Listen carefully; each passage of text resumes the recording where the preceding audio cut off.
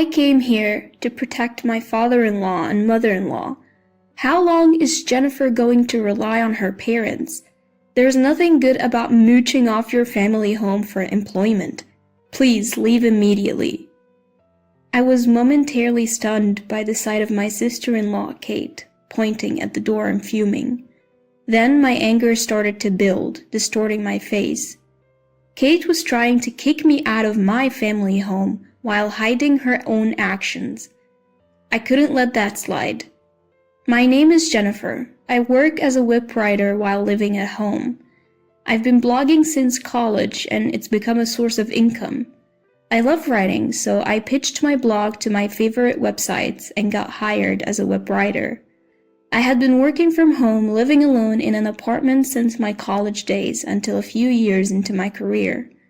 Then, my dad got into a car accident and became wheelchair-bound. My dad, who's always been upbeat and positive, quickly learned how to operate an electric wheelchair and continued to live happily. However, our family home wasn't wheelchair-friendly. Since I had no desire to get married, I suggested moving in with my parents. They agreed, so I promptly bought a new home. I chose a unit in what's called a luxury apartment building. The reason? It's connected to a train station and shopping mall, and it's a barrier-free environment, making it easier for my dad to get around. My parents loved the new home, and I felt great about being able to do something good for them. We were enjoying peaceful days together until my brother John's marriage turned everything upside down. Kate, the woman John married, was someone he met at a bar. Tall and stunningly beautiful, Kate seemed out of reach for my inexperienced brother. John was thrilled to have made it to marriage with someone like her. My parents and I genuinely celebrated their wedding, as Kate had always acted polite and sensible. But after the wedding, Kate started visiting our home more frequently. "Your home is really lovely. The view is always so beautiful, I'm jealous." Kate would always say this while looking out the window. We didn't intentionally choose a high floor, but at the time of purchase, only the top floor was available. Kate seemed very envious of this and started visiting uninvited every 3 days, which honestly bothered me. I have a workspace in the house, and Kate would barge into my room without hesitation. Whenever she saw me at my computer, she'd say, "Playing around again. Looks fun," making snide comments when my parents couldn't hear. I had told Kate that I earned my living as a web writer and blogger, but she retorted, "There's no way you could afford such a nice house doing that. I'm not fooled, you know." Apparently, Kate isn't familiar with the online world. She seemed unaware that some bloggers and web writers live in even nicer homes and travel the world while working. So to Kate, it looked like I was just another person financially dependent on their parents. At first, Kate hid her true colors, but she gradually changed. She complained about me living at home while trying to win my parents over by helping with household chores. Especially towards my dad, Kate's behavior was commendable. Before marrying my brother, she had worked in caregiving, and she was attentive to the small inconveniences my dad might feel. Naturally, my dad was grateful to her, and if my dad was grateful, my mom also appreciated Kate. Despite it being my home, I increasingly felt like my place was being taken away. Then, one day, something about Kate's outfit caught my eye. As she was chatting amiably with my dad, I couldn't help but ask.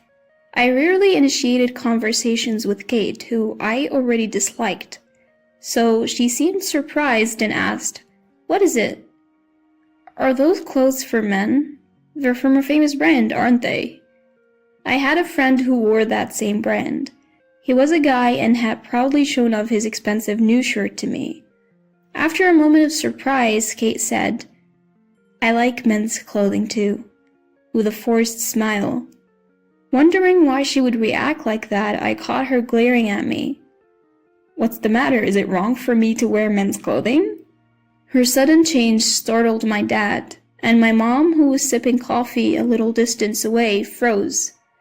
I was used to Kate's sharp glares, so I calmly replied, "No, it's nothing." Angrily, Kate declared, "If you're going to be suspicious, then fine, I'm leaving," and abruptly stormed out. My parents were shaken, not understanding why she was so angry, but I had a bad feeling. A few days later, I was relaxing in the living room, playing a game on TV after barely meeting a work deadline. I felt someone's gaze and turned around in surprise. There stood Kate, her face livid. In our home, I am the one who answers the intercom. My old-fashioned parents aren't comfortable with the camera-equipped intercom, so they call for my help whenever it rings while I'm home. So there is no way I wouldn't notice if the intercom rang. Our apartment has an auto-lock system, and you have to unlock 2 doors to get in. I always lock the door out of habit, so there is no chance I forgot. Shocked, I blurted out, "How did you get in?" Kate replied, "I made a duplicate key with John's. You never know when Jennifer might do something terrible to her parents." I've never done anything to harm my parents. While I'm not the most considerate person, I've never done anything so bad that Kate would need to make a spare key to burst in at any moment. My parents who noticed Kate's arrival were also surprised that she had entered the house on her own. When they asked her how she got in, she gave the same answer she gave me.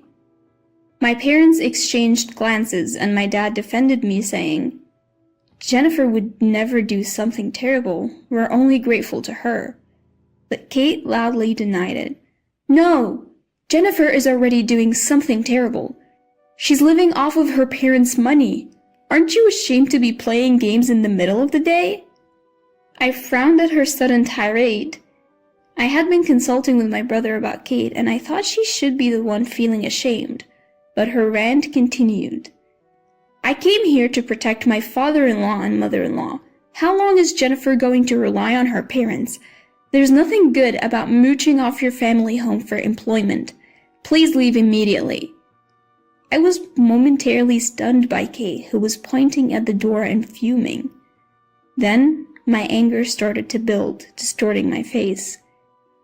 Kate must think I've discovered her secret.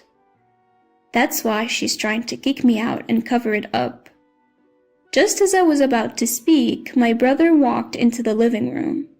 We were all surprised by his unexpected appearance, and he looked angrier than either of us. "What's going on here?" he shouted, pulling something out of his bag and scattering it. The pictures showed Kate walking arm in arm with a man who wasn't my brother, even kissing him on the street. Kate's face turned pale as she frantically gathered the photos, muttering, What is this? What is this?" The issue my brother had consulted me about was Kate's affair. She had been acting strangely lately. Despite being a home worker, she was going out every day and coming home late. She told my brother she was coming to our house every day to help with my dad's care, but she only showed up every 2 or 3 days. The answer to where she was going on other days was captured in the photos. My mom was trembling with anger as she looked at the photos. And then my dad quietly spoke. "Should we move out then?" "What?" "Kate wants this house, doesn't she? I appreciate her being kind to me, but I've noticed she's got her eye on this place. She's been secretly measuring rooms, hasn't she? Even asked my wife if the mortgage was fully paid off. The house might be too big for one person, but Jennifer would probably rent it out. Live alone? I was planning to move in here with John. You think I can stay with a wife who's kissing another man? No way." "Wait, it was just a fling. You are the one I love. Please forgive me." Kate clung to my brother, but he shoved her hand away, saying, "Don't touch me, you're filthy." Tears started to flow from Kate's eyes. Her face looked even more eerie because she was pretty. I thought to myself, what a scary face, as Kate directed her anger at me. "What's the deal? I thought if I kicked you out, no one would know about my affair. It's all your fault. Get out." Kate was panicking, probably not even understanding half of what she was saying. My dad was right. She wanted to take over the house. But today she suddenly switched tactics, telling me to get out because I had commented on the men's shirt she was wearing. Turns out she got that shirt from her affair partner after spilling pasta sauce on her clothes during a date. I couldn't understand why she'd wear such a shirt to her in-laws' house, but that's why she was trying to kick me out. My brother announced he would never forgive Kate and would divorce her, demanding compensation. Starting today, I am living here. The one who needs to leave is Kate. John had decided to move back into our family home, saying he couldn't live with Kate after being cheated on. My parents didn't object to him coming back. Kate kept apologizing to John as she cried, but he mercilessly kicked her out. He then apologized to me and our parents. We all comforted him as he cried, ashamed for marrying such a woman. Kate seemed to have moved back to the house she shared with my brother, but he planned to terminate the lease that month. He met with Kate to retrieve the spare keys to our house and told her never to come back. Kate ended up having to pay a large sum in compensation. She sought help from her wealthy affair partner, but my brother had also demanded compensation from him. It seemed their relationship was indeed just a fling, and the affair partner was furious at being dragged into this. He refused to help Kate. She had almost depleted her pre-marriage savings on dates with her affair partner and lost all her savings paying the compensation. Now she's working a physically demanding job that comes with a dormitory. My brother told me she's so busy she barely has time to sleep, but as far as I'm concerned, it's just retribution for hurting my brother. John moved into our family home and was going through a rough patch for a while, but it seems like a guardian angel of a woman reached out to him. He was at his favorite bar, drowning his sorrows when he started crying, thinking about how Kate had cheated on him. This woman quietly offered him a handkerchief. They had never spoken before, but she was also a regular at the same bar.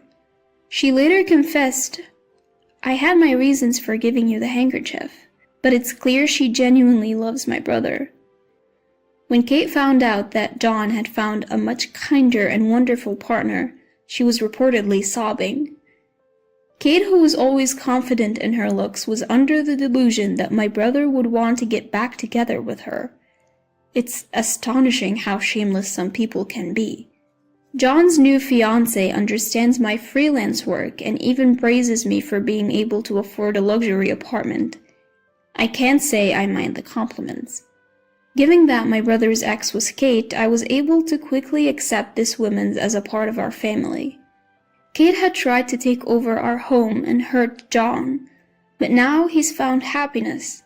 We're all looking forward to a brighter future. My father, mother, and I have returned to our peaceful lives now that Kate is gone. My dad, who Kate used to fuss over, actually felt smothered by her and is now living more freely. I thought I had been inconsiderate in taking care of my dad, so hearing his confession was a relief.